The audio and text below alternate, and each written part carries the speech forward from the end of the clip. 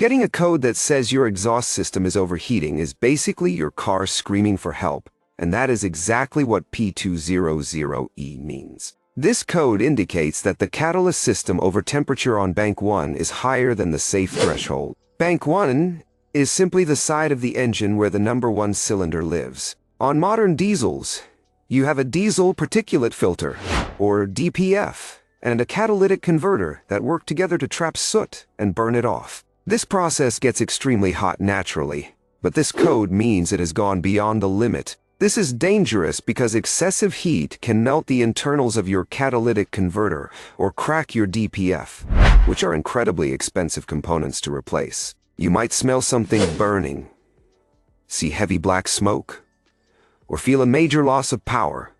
Before you panic, you need to understand why it is getting hot. Often, this is caused by a bad upstream sensor giving false data, or a leaking fuel injector dumping too much raw fuel into the exhaust, which then ignites inside the pipe. Do not just clear the code and drive. You need to verify if the heat is real.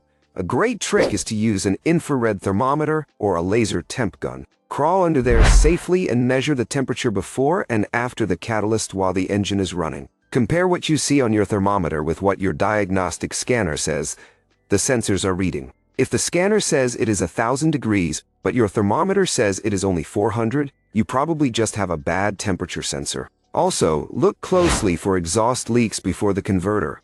A simple leak can suck in oxygen and cause the sensor to read incorrectly. If you ignore this P200E code, you are not just risking a failed emissions test, you are risking a melted exhaust system and a repair bill that could cost thousands.